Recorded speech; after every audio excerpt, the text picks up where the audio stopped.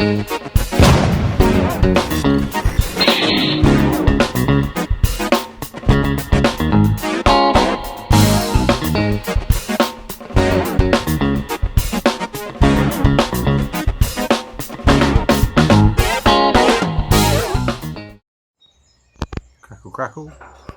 crackle, crackle. G'day everyone and welcome back to Nat's Knacker's Yard. I'll be Nat and this will be my Knacker's Yard. So where are we? Well, you can see a paddock stand in the back there that I bought for super cheap, but more importantly, I'm getting donated a better one, or a better set actually, because it's a front stand as well, which frankly I was too tight to buy.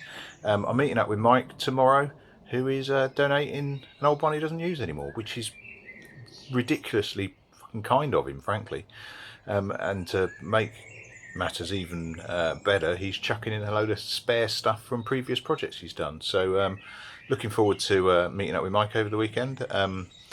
He does live away from me, but I think he's a driver, but he's certainly coming this way on work, and I'm going to meet him down the road, which is really handy and ridiculously nice of him. And I'm going to have to at least dedicate a few things to Mike.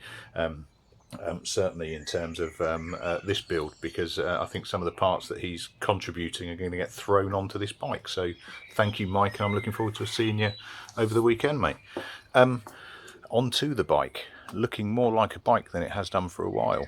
I've stripped the seat, I've stripped the foam off an evening during the week, and I've just chucked it back on. Tank's back on, carbs are on. Why isn't it running that? Why aren't you showing us it making a lovely noise? Oh, I've had those carbs off 5 times, 6 times, can't remember. Trying to balance the floats is fucking horrendous, frankly, and the system they've got for doing it is only the external system. So bit of hose onto a drain,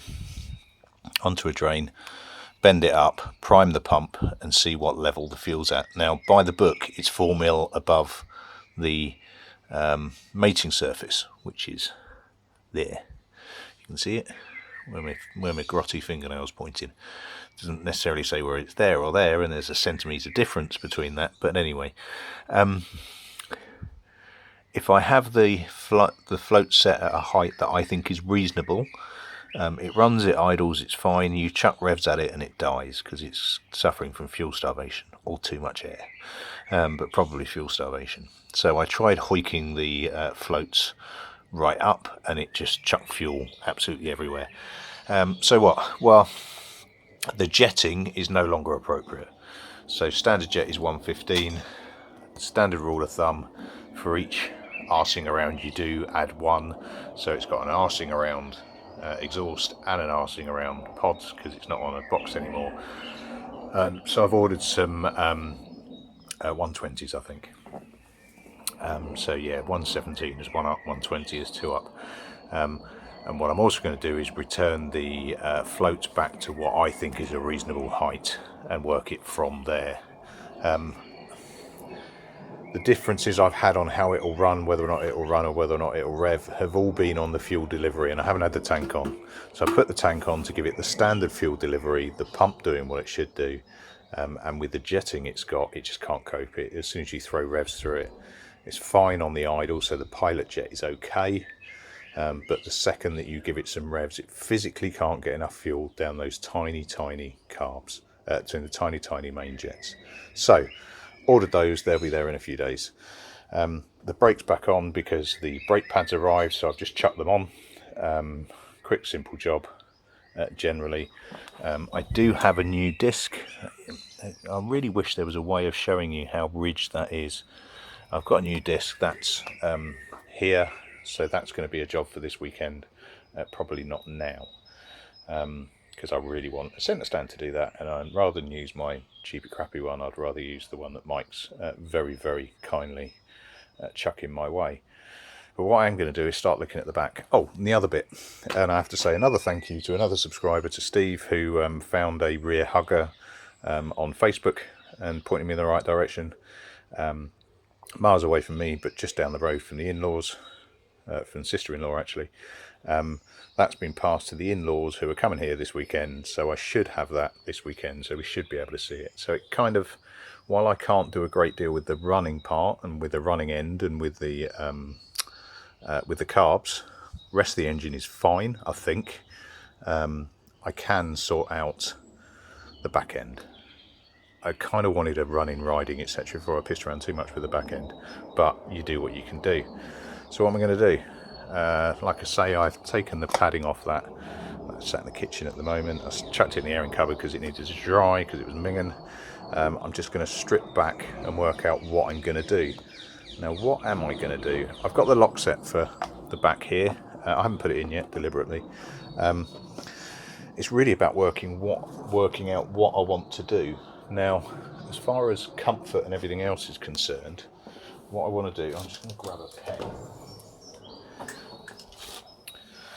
Now, what I could do is cut it right the way down and do it about there. So rather than use the pen, just lying the pen down, you know, cut it there. And I may end up doing that, but it's so much harder to add stuff on than it is to take away. So I think what I'm going to do, at least first cut, is try and do something like that. Have it from the top of that ridge. Now, if I look at the underneath, and what I don't want to do is compromise the structural integrity of the bike. If I'm looking around there, which takes me to, well, the high point of that beam, effectively it takes me to there. And actually, if I want something to secure stuff onto, my first cut should probably be there. So, which will give me a bolt holding on both sides to hold on the back, which is kind of what I'm thinking. Now, before I need to do any of that, I need to strip the stuff off the back. Obviously, there is the CDI tucked away under there. I need to just grab all of that and chuck it out of the way for the moment. So, first job, remove the fairing and see what we've got underneath. Cool. Right, so 2 bolts later, 1, 2, hoiked the whole back section off. I'm sure it should have had more on it. It's been horrendously painted. But anyway, and what have we got? Interestingly, open pipes just blocked off. So by the looks of this, I have a spare stopper, a housing for something. Don't throw anything away, always keep it. So I've got 1x CDI that is plastic cuff to the frame, that's fine. All off one plug with everything else on it, which is really handy. So I'm just going to whip that plug off and start messing with what I've got here. So that's the one plug there, plastic cuff. Yeah, so I'm just going to undo, do off, and then just fundamentally flip it out of the way. Well, no, scratch that. That's not a plug for the whole bit. That's just a plug. That's a fuse. What's that a fuse for? Interesting. It's a 10 amp fuse. Okay, so it's all one built-in unit.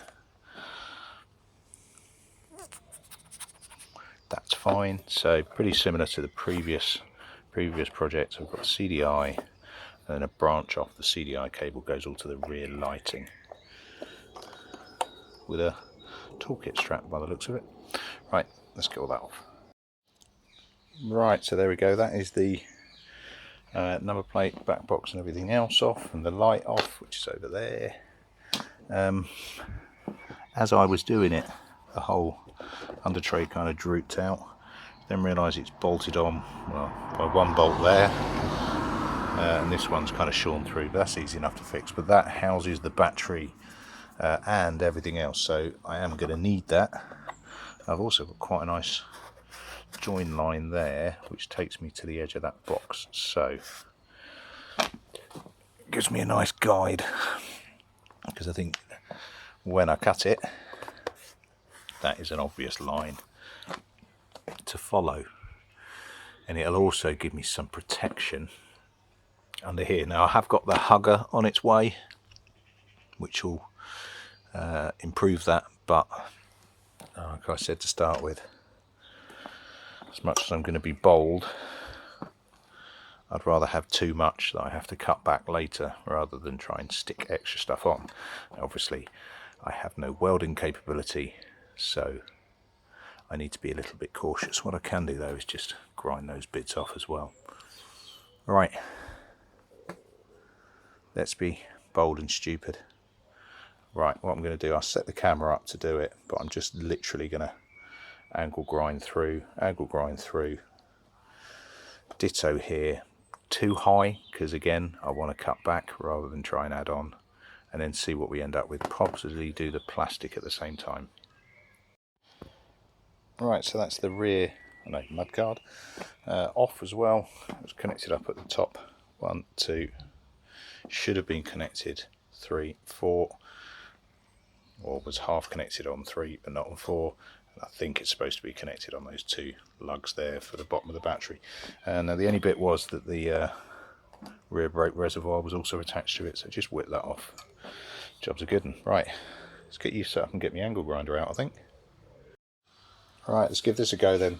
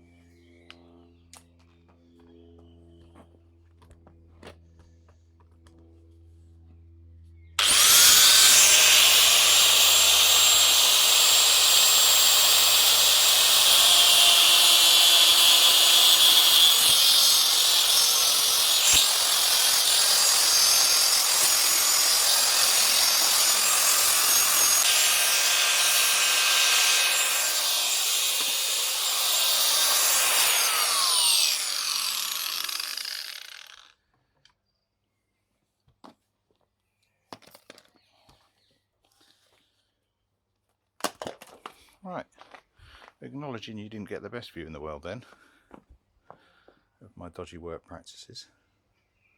That's quite cool, I think. Right, let me slice up the back of that. Right, so that's that mudguard back on. It's rough cut at the moment because I want to go higher up, but I just want it on for guidance as much as anything else at the moment. Right, let's get the seat on. Let's get that seat back on. Alright, so that's the tail end of that gone, and it's getting there. Now what I need to remember is that I do need to hang some lights and a number plate off the back of this at some point, so I don't want to cut it back too much.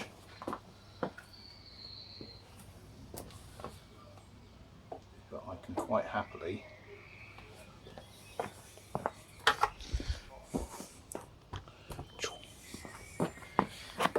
in fact there's even holes, you know, if you can spot holes under that seat. I can quite easily put a bracket in there and a light over the top, which to me says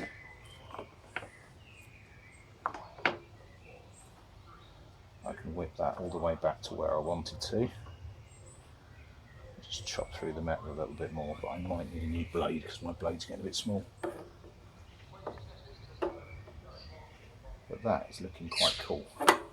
That is looking very, very different, which was part of the point of this, is to make something that little bit different. Right, I'm going to dig around, see if I can find another blade, and then start whittling this back a bit more. I am loving that look. That's proper ratish. So I've just chopped the main bits down a bit further, get any blocking off. But I might leave that top there rather than cut it all the way back. I'm not sure yet. I mean, the only real way to tell is to sit on it, because it's all very well having a bike that looks funky, but if you can't use it.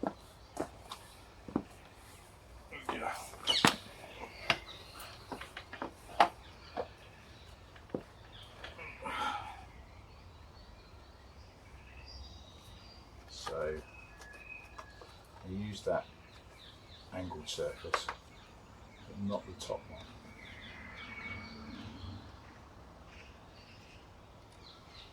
Let me have a think, because I can cut it back more. Just have it as originally thought.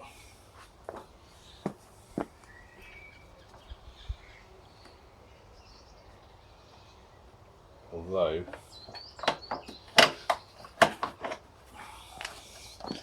oh yeah, if I cut it all the way back to my original mark, I cause myself an issue, because that's the hole there.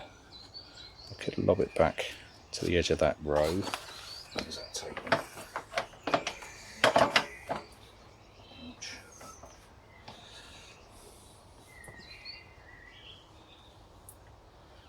Which takes me to the middle of that, which I don't like the look of. I think what I'm going to try is just curve off the edges, chuck the seat / padding on, see what it looks like, and give that a go.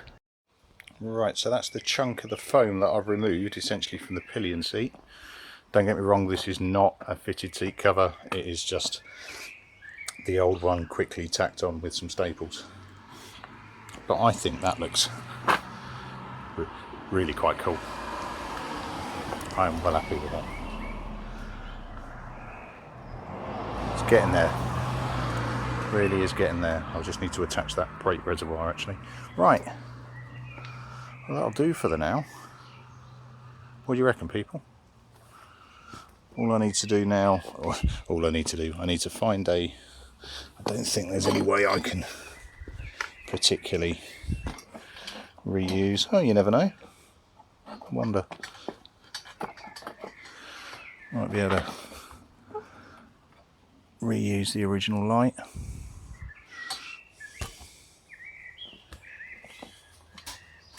Bearing in mind it's got a light for the you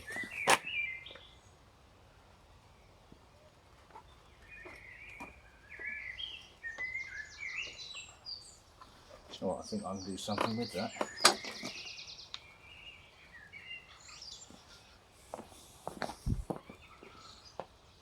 Don't look too bad. Yeah, I'll have a think. I might just get something a lot smaller, frankly. But as far as the overall look's concerned, it's not that far off. I think I will need something smaller than that, because I've just lost all of my number plate space.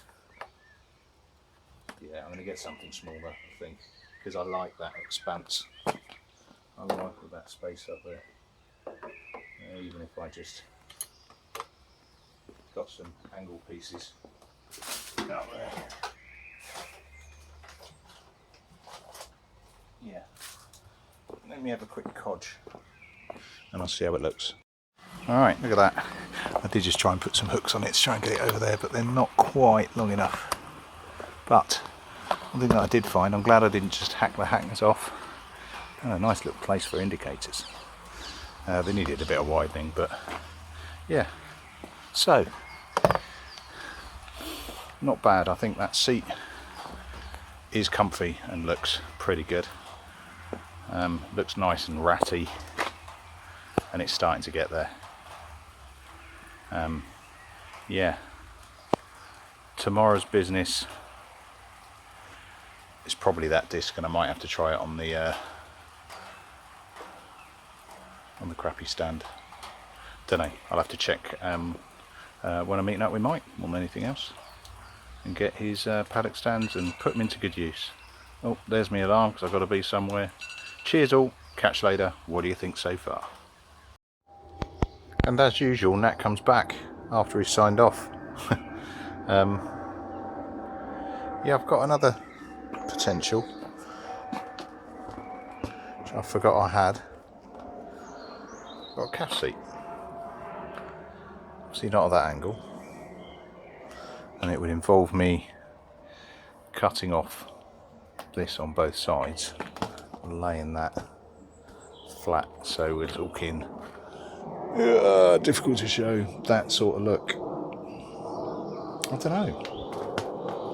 I honestly don't know. Or I could build it up.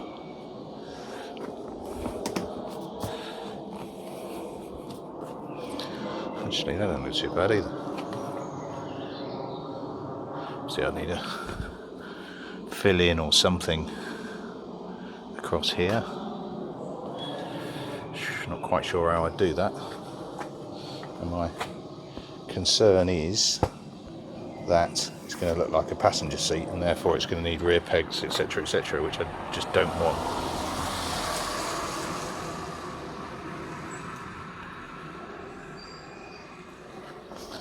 I don't know.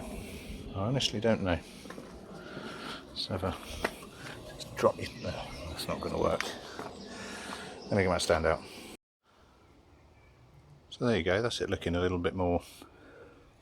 I quite like that. Now my slight concern is, like I say, of it looking like a passenger seat. Oops. Drinking, midday drinking. Right, yeah, my slight concern, obviously that's higher than it would be, because I'd lose this. I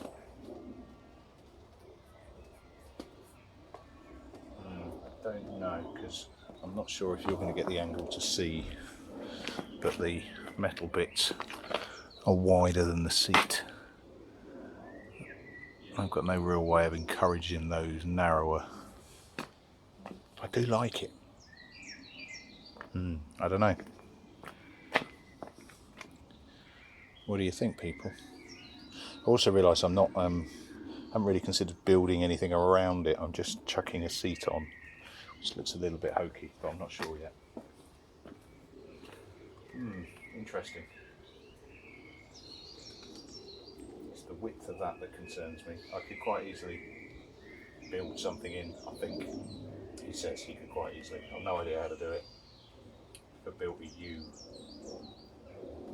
plugged it into that. I've got a nice flat profile. What I need to do is cut away that a little bit more, which I was going to do anyway. I wonder how high the hugger comes up. I suppose I'll see in a couple of days or so. Yeah, interesting. I do like that. I like that a lot. It just looks different. So if you were sat on it, snap it. Not light, but if you were sat on it, there's no room for a passenger on that. They can't consider that. Can't consider that a passenger seat, surely.